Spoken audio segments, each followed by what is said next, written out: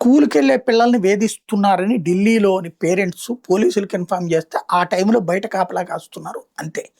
But అలా కాదు, పర్సనల్‌గా కూడా వేధిస్తున్నారన్నటువంటిది ఇక ఆ పోలీసులు చెప్తే అదేదో చూపించండి మాకంటారు. దాంతో తమ బిడ్డల భవిష్యత్తు మీద భయం పోలీసులకి చెప్తే అది మీడియాలో ఎక్కడొస్తుందని, దాంతో బజరంగ్ దళ్ వాళ్ళకి సమాచారం అందించారు. బజరంగ్ దళోళ్ళు కాపు కాశారు. తాజాగా సమాద్ ఖురేషి అనేవాడిని ఉత్తమ్ నగర్‌లో స్కూల్ దగ్గర పట్టుకున్నారు. వాడిని దగ్గర ఫోన్ పట్టుకుని లాగి చూస్తే, ఆ ఫోన్‌లో 50 మంది మైనర్ ఆడపిల్లలు 13-15 సంవత్సరాల ఆడపిల్లలతో అసభ్యకరమైన ఫోటోలున్నాయి. వీడి ఫ్రెండ్సు కలిసి అమ్మాయిల్ని ట్రాప్ చేస్తారు.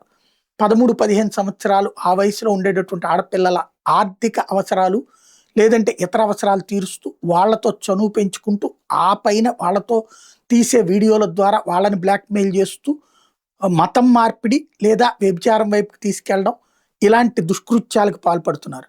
వీళ్ళు 30-40 వేలు ఒక్కొక్క హిందూ గర్ల్‌ని ఇట్లాగా ఫ్రెండ్‌షిప్ చేసేందుకు మార్చుకుంటే 30-40 వేలు వీళ్ళకి డబ్బులు ఇవ్వబడుతున్నాయట.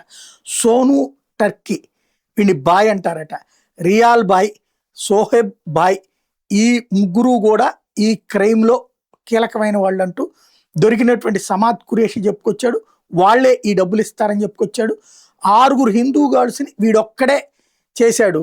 మిగతా అమ్మాయిల్ని 50 మంది ఫోటోల్లో మిగతా వాళ్ళకి రవాణా చేసినటువంటి విషయం అని చెప్పుకొచ్చాడు. దీంతో ఇప్పుడు ఈ అంశం మీద సీరియస్ ఎఫర్ట్ నడుస్తోంది.